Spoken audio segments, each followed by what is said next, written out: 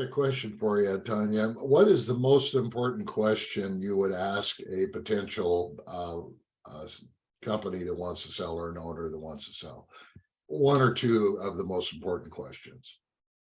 Well, I mean, we always ask them why they want to sell. You know, why and why now? Sometimes they have a pretty good reason, and other times, you know, they'll say, oh, other business interests. Well, other business interests really doesn't satisfy a buyer, because buyers are going to ask the same thing.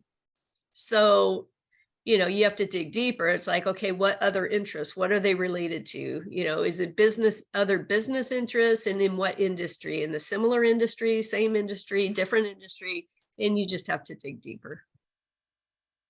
Actually, I'd like to expand on that because I actually spend quite a bit of time making sure that they're a motivated seller, because we don't want it to be they had a bad day, screw it, I want to sell, and then you go through the whole process and actually they have seller's remorse, because it is an emotional process. So that's why I've normally spent a lot of time finding the motivation. And you're right, we need a better answer than I've got other interests, because every buyer I've dealt with, they want to know specifically what they're doing, why them. And it's fair to say, you know what, this business is not for me. I think someone that's more motivated could do so much more with this business. Let me move on to something that plays more to my strengths. And that's better than saying, this thing's going to circle in the drain hole with them, could be out of business if I don't sell it real quick.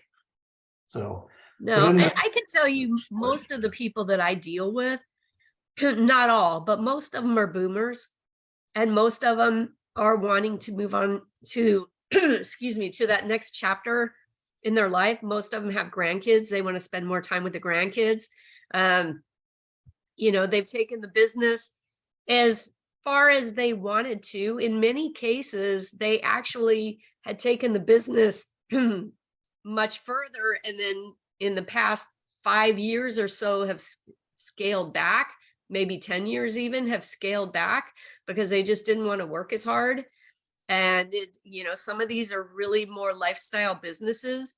The business put their kids through college, took care of whatever luxury things that they wanted. And so they just don't feel like they have to work as hard anymore. But they also feel a responsibility to the employees and maybe to the community, and they want the business to continue. And like I said, their kids don't want the business. They have their own careers.